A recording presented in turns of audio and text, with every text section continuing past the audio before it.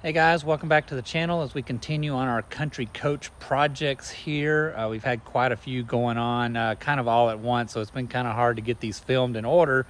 But another one of those projects that I've been really wanting to do involves this compartment right here. Well, actually both of these. This is where our batteries are housed, as well as all our chargers and our electrical components for all that stuff. I'm gonna get the camera swapped around here so we can walk on over here. We'll get those bays opened up and I'll talk more about what I've been wanting to do and why. All right, so here is our battery compartment. It contains our chassis battery as well as our house batteries. So the two containers on the right with the yellow tops, that are our lithium batteries. Each one of those containers has one 320 amp hour battery in it for a total of 640 amp hours. I built those batteries a couple of years ago. I'll put some links in here somewhere. It was very easy, and it is way cheaper than buying pre-made batteries.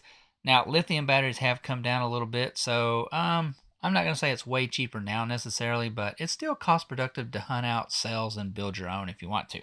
That little tiny battery on the left, that is just one Group 31 battery, and that is what is currently starting our motorhome absolutely just perfectly with no problems at all. We used to have a DEKA 8D gel battery in here. I bought that battery about 13 months ago and it exploded. I have no idea why. There is nothing wrong with the charging system. Everything functions as it should. I don't know if it was just a defect in the battery. It did get very cold here in December, and I did go out to crank the motorhome one morning, and pop! That was the end of that. I contacted the people that I bought the battery from, told them what had happened, sent them some pictures, and their response was, well, that sucks. Do you want to buy another one? No, not at all.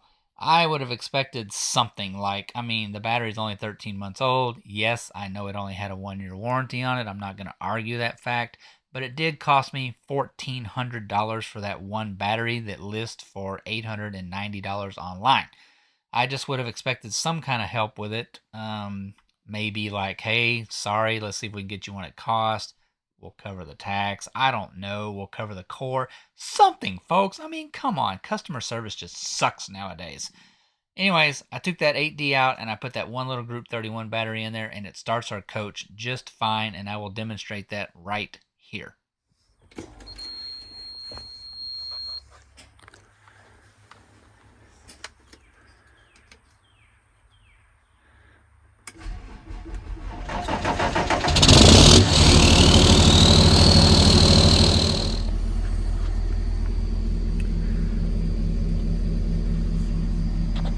See?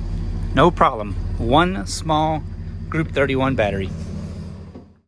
So I kind of decided after that happened, obviously I had to buy a new battery no matter what. So I started shopping around online. I looked at O'Reilly's, Sam's actually, Costco, and the only real 8D AGM battery that I found that was kind of cost productive really was at O'Reilly's, and it was like $590 or something like that.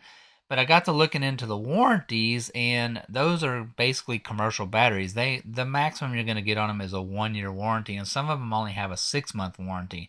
So I decided to go about a little bit different route on redoing the batteries in the motorhome.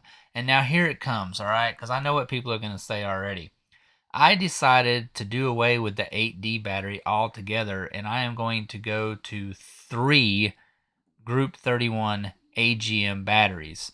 Now, everybody's going to say it doesn't have enough reserve capacity, it doesn't have enough capacity or whatever, but here it goes. The AGM batteries that I'm going to buy are 900 cold cranking amps a piece.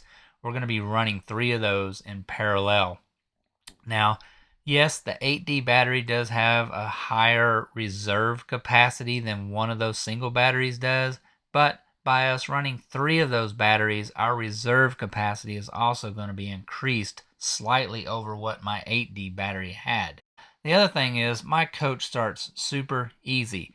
If it doesn't start within about 15 seconds, something's wrong. So there's no reason for me to keep grinding on the starter when I know there's something wrong. So the 3 battery concept is going to work much better than the 1 8D battery.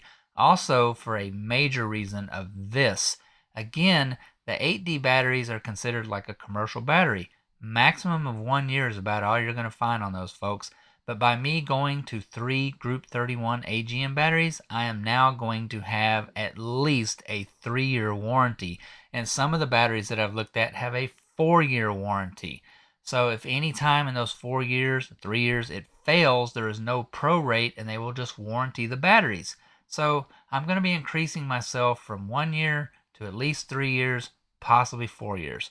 So that's my thinking. That's my plan. I'm going to try it. I've had no problems with this one battery starting the motorhome, so I really can't see why there's going to be a problem with 3 batteries starting the motorhome. But that's enough for now, kind of explaining what I'm going to do. So let's get on into it, and I'll show you more about how we're going to do it.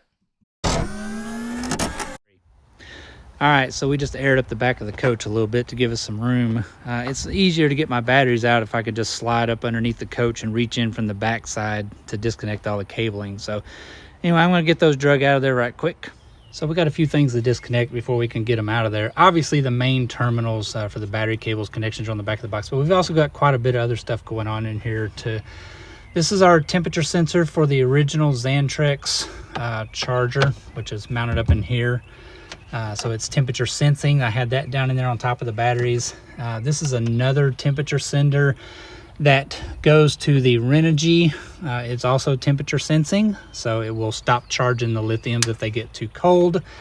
That was in there with the batteries. And then these two final, whoops, let me get back down here. You can see these two final wires right here run over here and just plug into the side, and they are a voltage sensing wire that comes directly off of the battery cells themselves before the BMS, and then that runs directly to the Renogy so that it can monitor battery voltages like that also.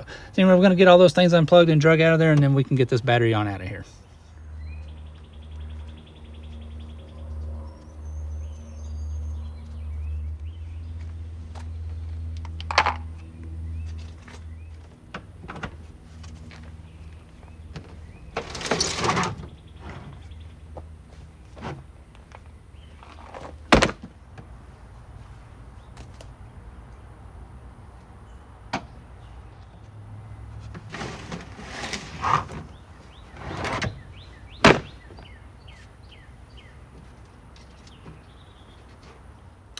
So there it is, one empty engine battery, chassis battery compartment, just a one little starting motor battery left, but there's the lithiums right there. And I can tell you what, the one thing I really like about these things the most is this right here.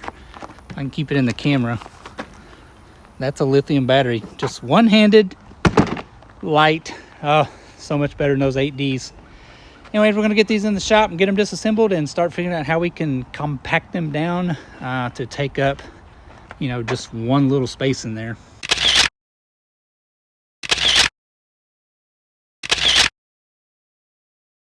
So I'm thinking something, I don't know, a little bit like this. This is the top. It's actually going to be up here, but the other battery is, of course, identical, and I'm just going to stack them on top of each other. Something like this. It takes up a whole lot less room than my other setup did.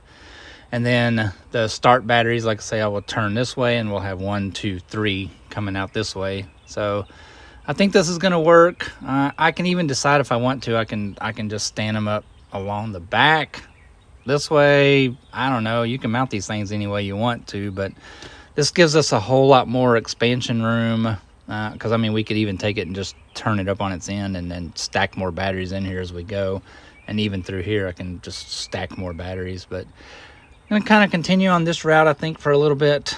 Just build it out kind of like this. It'll have its own compartment once it's all done. And then we'll look at, of course, we're in Southeast Texas, so we don't really have to worry about like frigid cold during the winter. But we do use the motorhome in the wintertime also. So I'm kind of researching a little bit now for some battery heaters as well. But anyway, this is kind of the gist. So we're just going to keep on kind of messing with this.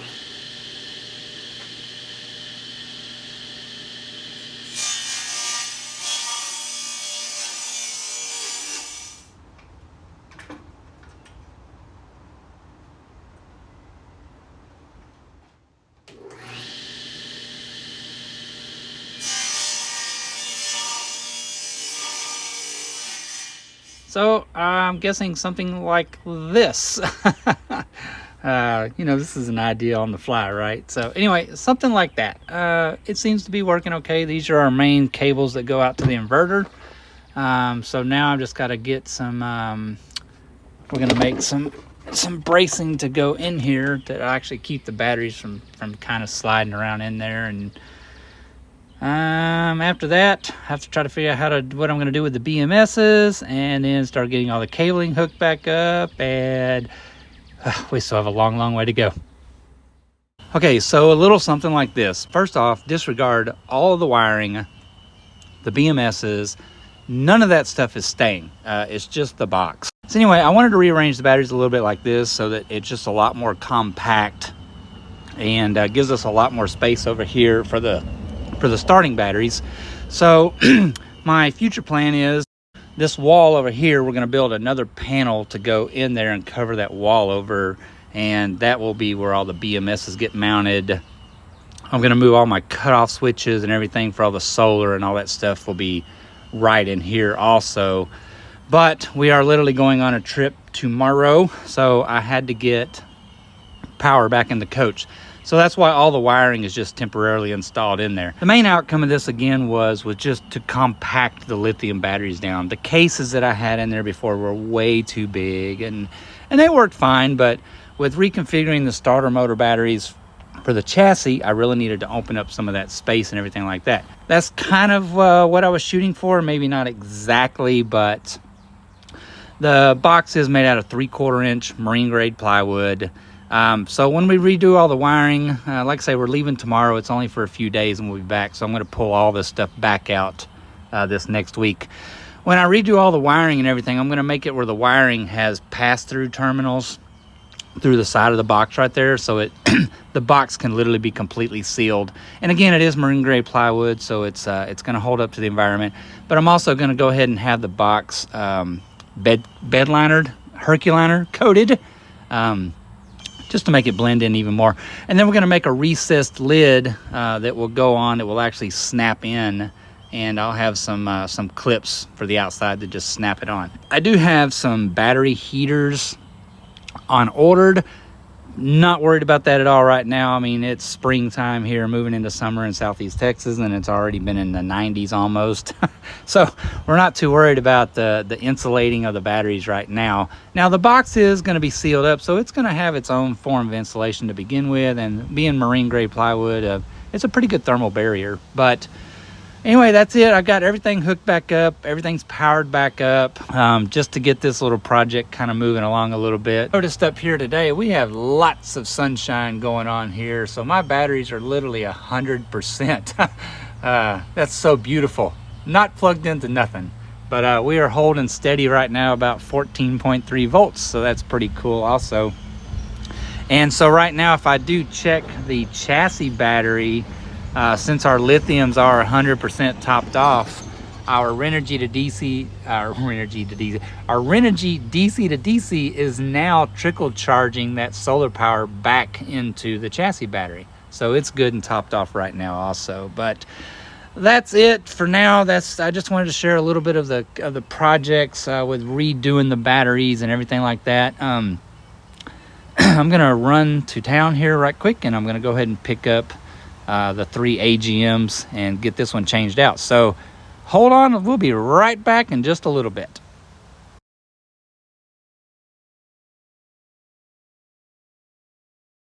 All right, so we're back from our battery run for the chassis batteries, and this is what I've settled on for a couple of reasons. Mainly is, yes, these came from Walmart. They are the Platinum Series batteries that they sell, so they are AGM. But they are 900 cold cranking amps each. We're going to be using 3 of them. So a couple of reasons why I went ahead and chose these is, well, Walmart, again, is nationwide. So no matter where we go in the States, pretty much, we have access to a Walmart, right? The other reason why I chose these is this right here.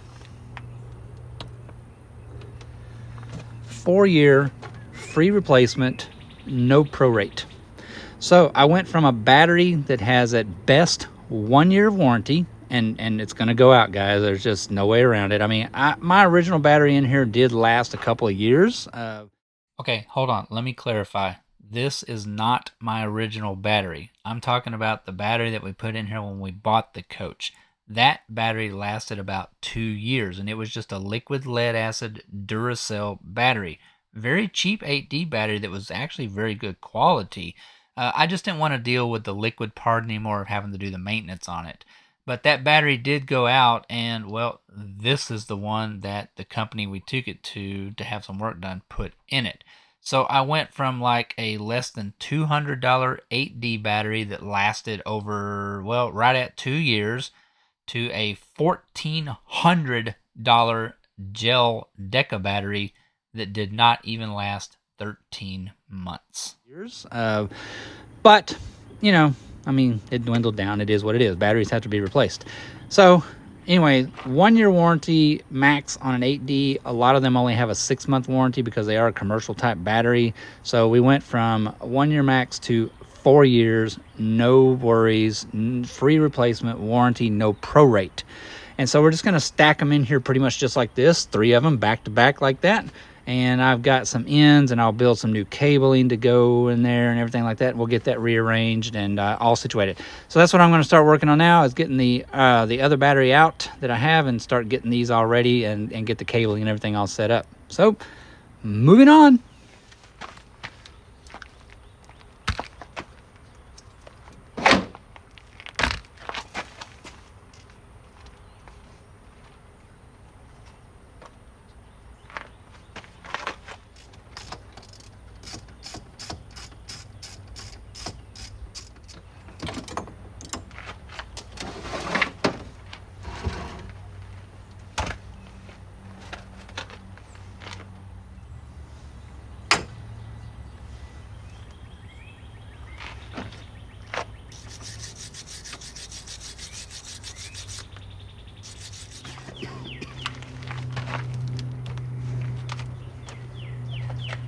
Never hurts to check.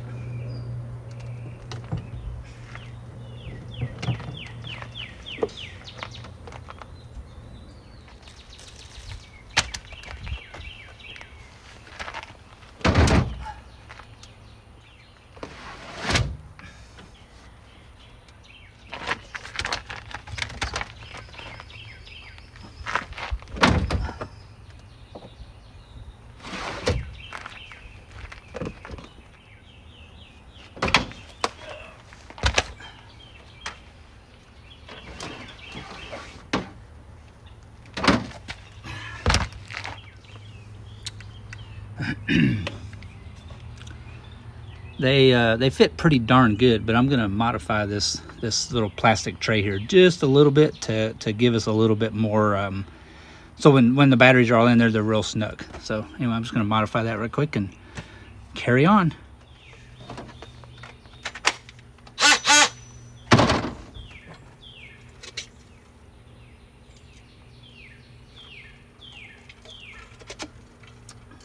Whew, summertime is here.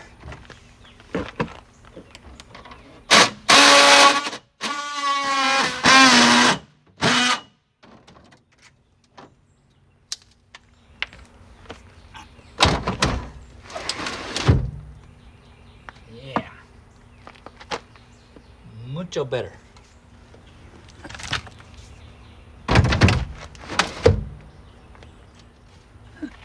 So the footprint on each of these batteries is 6 3/4 inches, and I knew it was going to be really close. So I have this little lip right here that it's just plastic, and this piece is already broke out, so I'm cutting that lip down. And I have exactly 6 3/4 between here and this outside track. I mean, you couldn't fit anything else any wider, but they only had 2 batteries in stock today, which is fine. So I just went ahead and took the 2 because it's going to crank it just fine. And again, we're leaving tomorrow on our trip anyway. So as soon as I get home, they'll have the other battery in for me and we'll just drop it in.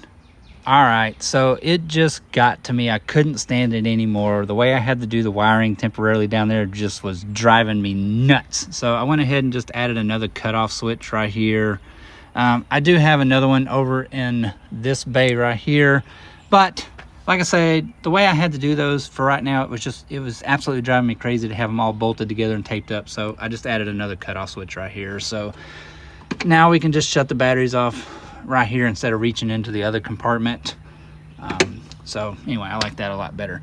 But we've got everything situated, all the wiring kind of cleaned up and everything like that. The only thing that's left running through here is this is just the ground wire that comes from our Progressive Dynamics lithium charger. So probably what I'm going to end up doing is I've got enough cable here, so I'm going to go ahead and take this loose and I'm going to run it around behind the box so that I can get this tucked in here too and make it just a little bit cleaner and all that. So I'm going to get that cleaned up and stick the 2 batteries that I have for right now in here, and then we'll start getting the cabling made up for all of those. All right, so I got the first battery kind of mocked up in there, something like this. And what we did was we bought these heavy duty post adapters here. Really they're for like a top post, a side post, but it's going to work out really cool here because we can literally run the cables right down the sides here. And I've got all the cables hooked up now to just the one battery. Temporarily, I'm working on the hot wires now here. But once we get the batteries in here and all the cabling made, we'll actually divide up these major grounds over the rest of the batteries. And then over here, there's actually 3 hot cables that hook to this one post. So what we're gonna do is we'll hook 2 of them down here, and then we're gonna tie one in right here, which is gonna be this one right here, which is our main starter cable.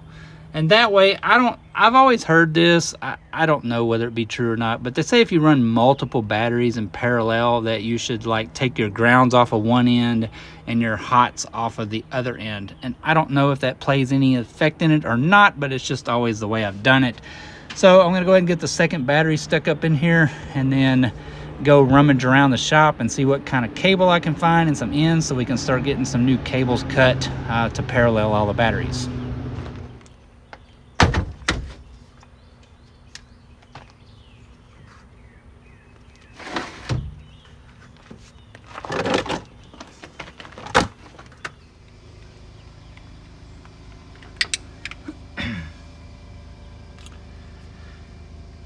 So kind of like that. So we have our 2 hot cables tied onto the back battery, and then we'll have a parallel cable from there over to this connection point, and then we'll connect this one up to the connection point on this second battery. And then the ground, same way, we'll build a parallel cable to go from here over to that terminal. Well, I don't have any more red cable left over that's large enough, but I do have a crap load of 1 gauge black left over, so that's what we're going to use. I mean, it's all right. I mean, I'll mark it as being a hot lead anyways, but this is left over from the car audio days, so I had a whole spool of it. But if you own one of these coaches, probably a tool that you may never really use a whole lot, but when you need it that one time, you're going to be so thankful that you had it, is a hydraulic crimping tool. And again, it's not something that you'll probably use continuously, but let me promise you, when you're stuck on the side of the road and you have a cable end, which you should carry these also, you have a cable end that gets corroded off or breaks or whatever like that, you're going to be thankful that you had a hydraulic crimping tool. These are very cheap. You can buy them on Amazon and stuff like that, but it's worth its weight in gold, especially if you're going to be doing cabling and stuff like that. But anyways, I have some 1 gauge left over, so we're just going to crimp some ends onto it. I already checked the wiring chart, so 1 gauge takes a number 50 jaw. Let me show you here. This is just a little cheap set that I bought. I think it was like 90 bucks, but anyway, I bought it off of Amazon. It comes with all the different kinds of jaws and the hydraulic crimping tool and stuff like that, and I've used this thing a ton of times building the lithium batteries and stuff like that, and again, it's worth every dollar of it. But anyway, we're gonna get a couple of cables made up here right quick, and then we'll go out there and get those stuck on and get this dude cranked back up.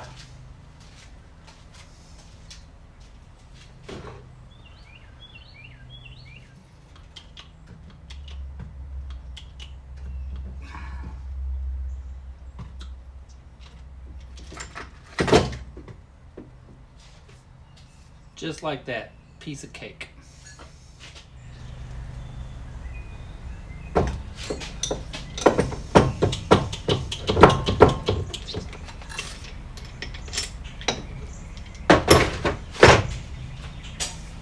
Just like that, worth every dollar. So like I say, I didn't have any red cable left, so I just marked the ends here with some red.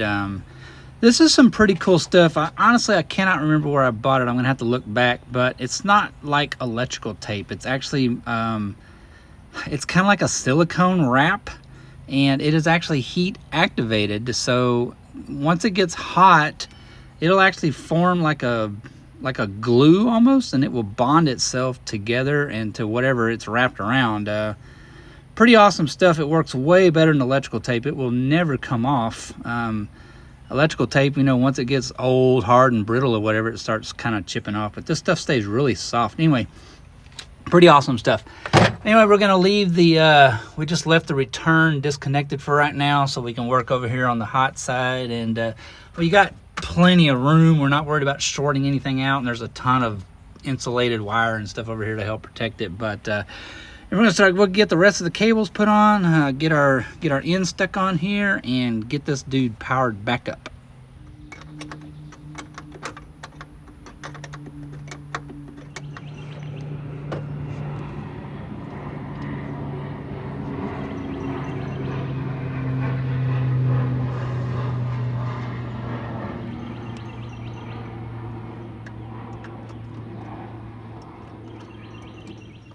All right, so there we go. Just a little bit of revamping of the battery compartment, make a little more room. We still got a third battery that's gonna go in here. It's they only had 2 in stock today. Just to cover some highlights here again. So no, the wiring is not staying like this. We're gonna build a panel to go over here. We're gonna move the BMSs out of the battery box over to here. We're gonna make a cover to go on here. I do have a battery blanket, battery heater, sorry, coming. I don't know that we really need it living here in Southeast Texas, but I mean, occasionally we do travel where it is cold, so we do want to keep up with that a little bit. That's about it, I believe. Again, temporary.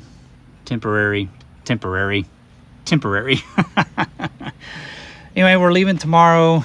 Just had to get something in here, but this is how it's gonna lay out right here like this. And everybody that's still like, oh, this is not gonna work, you don't have enough capacity. You gotta remember, we only had a 1450 cold cranking amp 8D battery in here. These are 900 a piece, so we're already at 1800, plus we're gonna be adding another one. For all the people that are like, oh, you're not gonna have enough capacity, there's nowhere near capacity of those. These 2 batteries right here in capacity almost equal what our 8D was. And again, remember, we have 1 more to go still. So that's it for now. Just wanted to get a little tidying done up in here and change the configuration again. I am planning on adding some more lithium batteries. So by doing this, whenever I get ready to do this box will literally, all I have to do is just flip it over like this, and we can add more lithium batteries. We'll use up all this space right here, and we can double stack them again as well. So that's another coach project done. We still have a few more things left to do to the Country Coach after this, but trying to get some of this stuff done that I've been putting off for a while. Our batteries were working fine the way they were, but anyway, I'm a lot happier with it like this, and it does look a lot better. So until next time, that is it. We will see you guys later. We have some we do have some awning repair stuff coming up that we're going to be doing, some new fabrics and such forth as that. We have started working on the inside a little bit. I know you may have saw a post on the YouTube channel about changing out the knobs and stuff like that. I got most all of those done already. They look a whole lot better. They look way better than the old brass ones did. We got new bedroom light fixtures coming that we're going to be adding. We're going to be taking out these and adding some different fixtures, just updating some of the stuff in here a little bit. I mean, she is an old girl. She's a 2004. But anyway, that is it for now. So until the next time, guys, happy travels. Thank y'all for watching. Thanks for coming. See you guys on the next one.